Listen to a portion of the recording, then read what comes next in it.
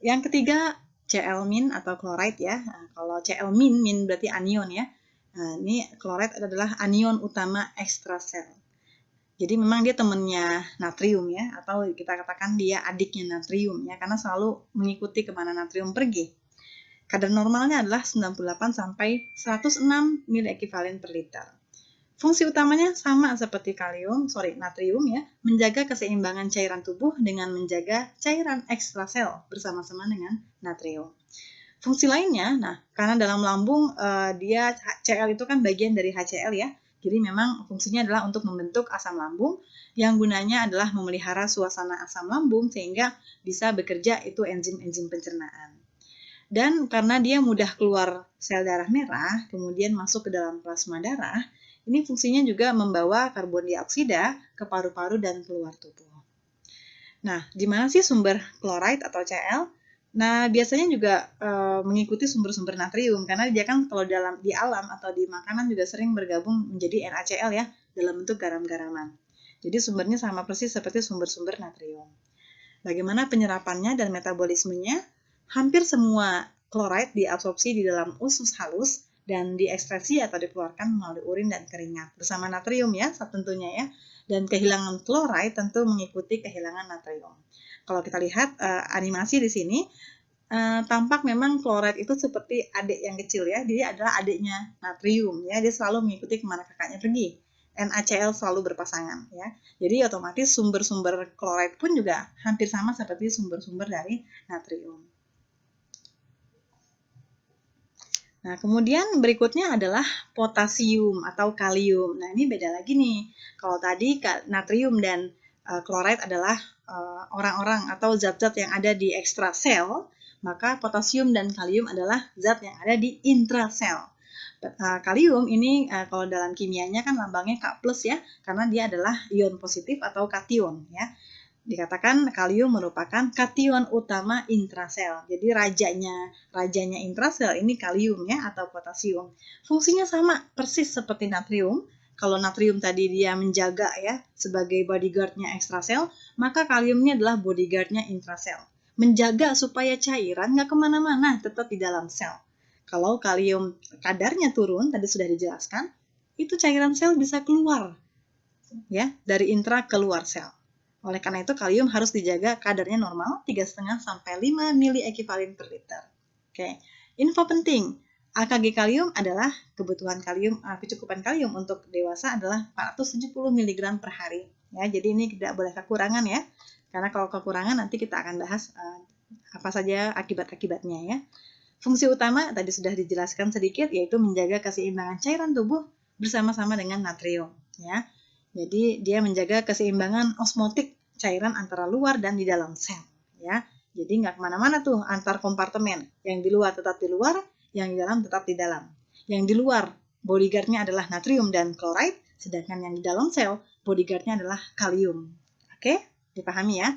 Fungsi lain dari kalium adalah dia bersama-sama dengan kalsium ya, ini teman-temannya kalsium ya, untuk transmisi syaraf dan relaksasi otot. Jadi terbayang ya kalau kurang kalium akibatnya apa? Bisa gangguan syaraf dan juga kejang otot ya. Kemudian di dalam sel fungsinya adalah selain untuk menjaga keseimbangan cairan, dia juga berfungsi untuk katalisator berbagai reaksi biologis ya, metabolisme energi, pembuatan glikogen, protein itu juga berjalan dengan bantuan kalium. Terutama sintesis glikogen nih ya. Kalau kalium ini kurang maka sintesis glikogen itu akan terhambat. Kadar kalium di otot juga mencerminkan massa otot dan simpanan glikogen. Kenapa? Ternyata pembentukan otot dan penyimpanan glikogen itu membutuhkan kalium. Nah, ini untuk atlet sangat diperlukan ya kalium ya. Oke. Sumber kalium ini banyak di buah-buahan dan sayuran hijau. Absorpsi dan metabolisme kalium ini dia diabsorpsi di usus halus dengan mudah ya. 80-90% kalium yang dimakan ini akan dikeluarkan melalui urin, selebihnya melalui feses, keringat, dan cairan lambung. Kadar K normal yang di dalam darah ini dipengaruhi oleh hormon aldosteron ya. Nah, apa akibat dari defisiensi kalium? Tadi ya, karena dia fungsinya adalah untuk syaraf, relaksasi otot ya. Kalau kurang kalium maka akan lemah, lesu, kehilangan nafsu makan, kelumpuhan, mengigau, konstipasi, atau ini konstipasi itu sulit BAB ya.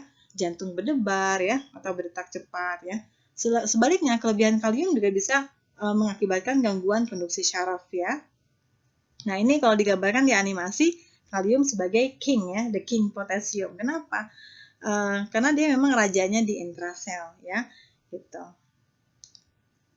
Oke, ini mungkin sekilas bagaimana tadi natrium, klorida, dan kalium menjaga keseimbangan cairan ya. Jadi anggaplah ini adalah sebuah kompartemen. Ini adalah yang kotak abu-abu ini adalah dalam sel, sedangkan yang putih-putih di luar ini, background luar ini adalah ekstrasel. Jadi di ekstrasel ini yang banyak adalah natrium ya. Natrium, dan juga klornya ya akan menemani klorid itu. Sedangkan di dalam sel ini yang banyak adalah kalium gitu ya. Ini dalam proporsi yang seimbang. Artinya tidak boleh kekurangan. Kalau kekurangan salah satu saja ini cairan bisa nggak seimbang ya, bisa masuk ke dalam sel atau sebaliknya bisa keluar sel. Oke.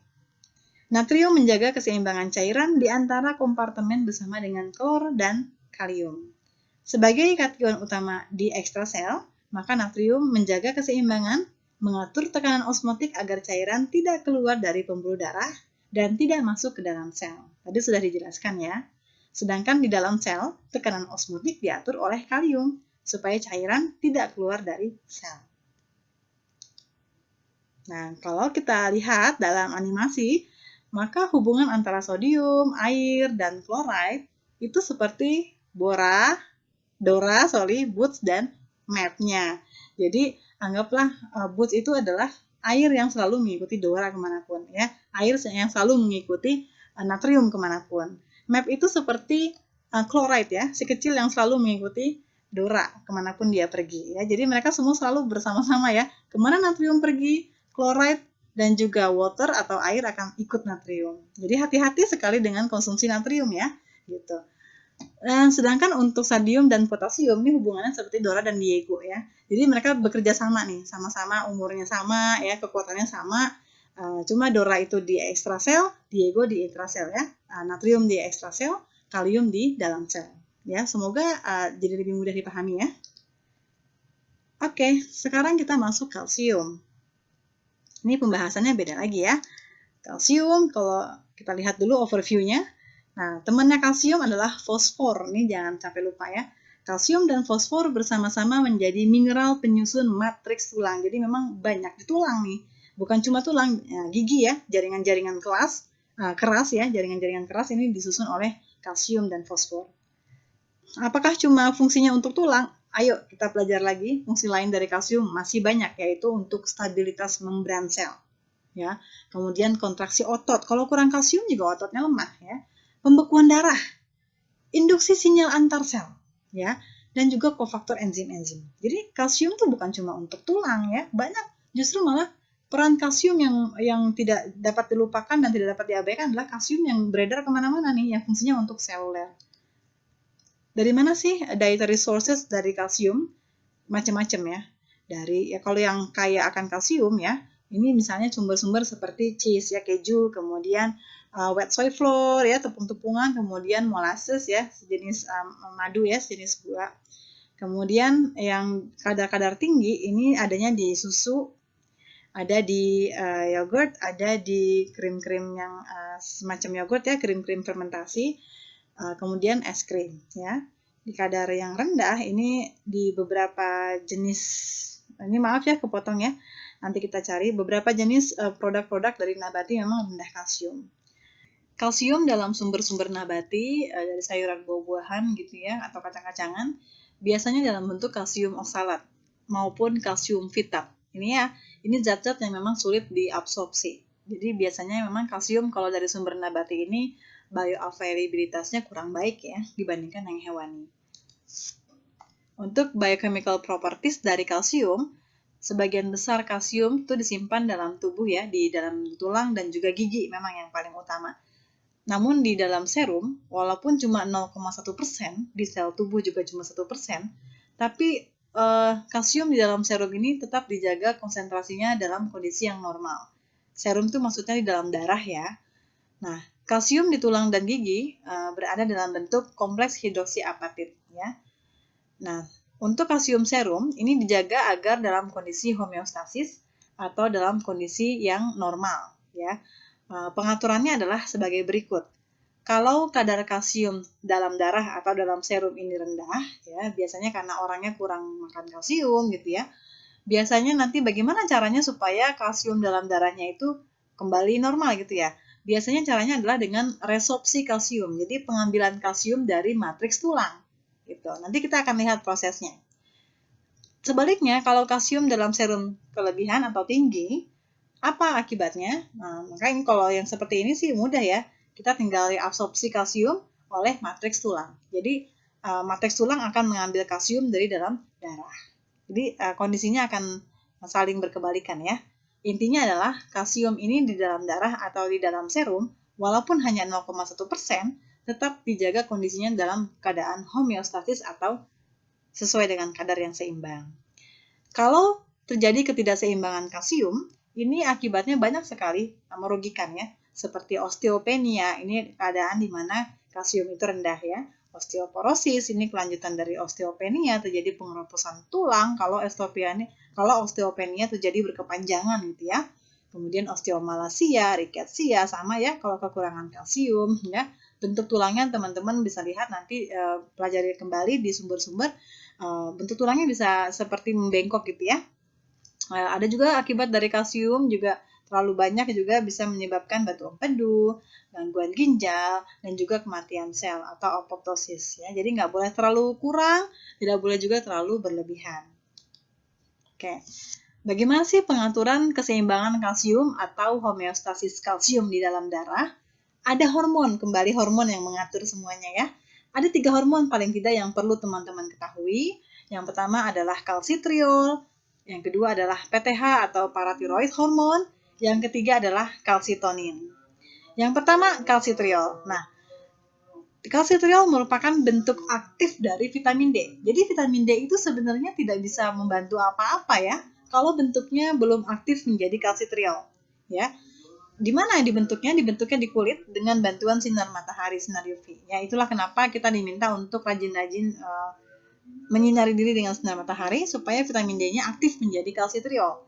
Kalau dia sudah aktif menjadi kalsitriol, maka dia bisa berfungsi untuk membantu penyerapan kalsium di usus halus. Mohon diingat ya, membantu penyerapan kalsium di usus halus. Hormon yang kedua adalah PTH. Nah, ini juga sangat penting, paratiroid hormon disekresi oleh kelenjar paratiroid. Ya, mudah diingat ya. Paratiroid disekresi atau dikeluarkan ini saat kadar kalsium serum atau kalsium darah menurun. Jadi kalau kalsium serum sedang rendah, biasanya karena mungkin kita kekurangan kalsium gitu ya, maka PTH ini akan dikeluarkan. Bagaimana PTH meningkatkan kalsium serum? Ada 2 cara. Yang pertama, dengan keluarnya PTH, ini akan merangsang atau mengaktifasi kalsitriol tadi. Nah, ingat ya, kalsitriol fungsinya apa?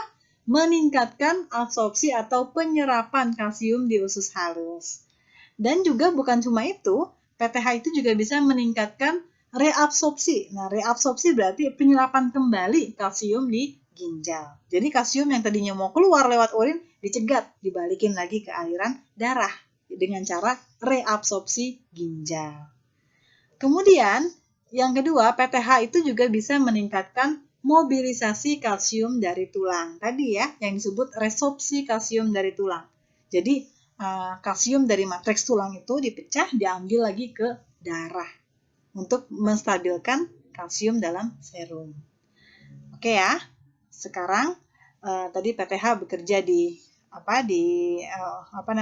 untuk mengaktifkan kalsitriol dan juga mereabsorpsi kalsium di ginjal, plus juga di tulang dia meningkatkan resorpsi kalsium dari tulang. Yang ketiga, kalsitonin. Ini kerjanya berlawanan dengan kalsitriol dan PTH. Ya, ingat ya tadi kalau kalsitriol dan PTH dia kan bekerja sama ya untuk meningkatkan kalsium serum pada saat kalsium serum itu rendah. Sebaliknya, kalsitonin ini justru bekerja saat kalsium serum tinggi atau meningkat. Jadi otomatis cara kerjanya berlawanan dengan PTH dan kalsitriol. Apa kerja kalsitonin? Meningkatkan formasi tulang. Jadi dikembalikan lagi kalsiumnya ke tulang. Kalau memang di serum atau di dalam darah kalsiumnya tinggi ya. gitu ya. Otomatis dia akan menurunkan kalsium dalam darah gitu ya. Jadi kembali normal. Semoga mudah dipahami ya. Nah, di sini rangkuman dari yang saya bicarakan di slide sebelumnya dirangkum secara lebih ringkas dalam bagian ini ya, tidak perlu bingung. Patokan kita dari sini nih ya, dari lingkaran ini. Jadi patokan kita serum kalsium 2+. Kalsium serum ini harus dijaga homeostasis ya, harus dalam keadaan normal. Kalau dia terlalu rendah, tadi ingat yang bekerja adalah PTH dan juga kalsitriol ya. Caranya seperti apa? PTH yang diproduksi oleh kelenjar paratiroid, dia yang pertama adalah PTH ini bekerja dengan berbagai macam cara. Yang pertama dia bekerja di ini, mengaktifkan 25-OHD3 di hati menjadi 1,25-OHD3 atau kalsitriol di ginjal ya. Jadi mengaktifkan vitamin D menjadi kalsitriol.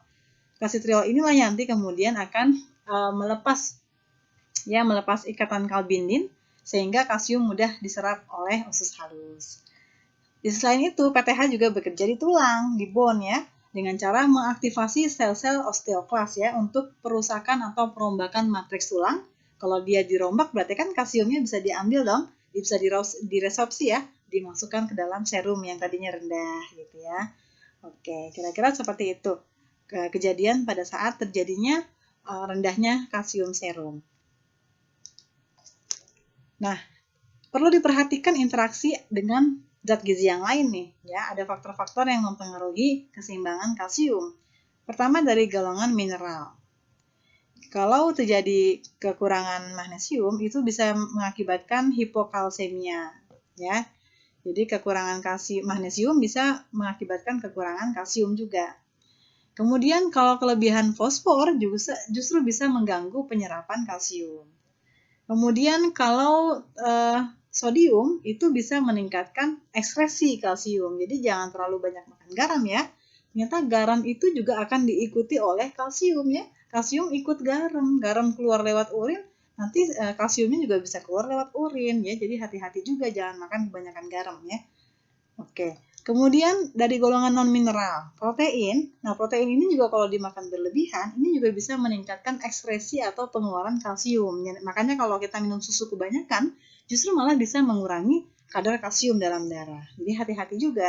Kemudian asam oksalat, asam fitat. Nah, ini ya tadi yang dijelaskan yang sering muncul di pangan nabati, di sayur-sayuran, ini juga bisa menghambat absorpsi dari kalsium. Jadi kalau bisa sih kalsium itu sumbernya yang bagus dari hewani ya, bukan dari nabati kan. Nabati itu seringkali ada asam oksalat dan asam fitat. Kemudian kafein. Nah, kafein ini bisa meningkatkan absorpsi, tapi juga bisa meningkatkan ekskresi. Jadi juga perlu bijak juga ya mengonsumsi kafein ya, karena dia bisa meningkatkan pengeluaran kalsium dalam urin ya, melalui urin.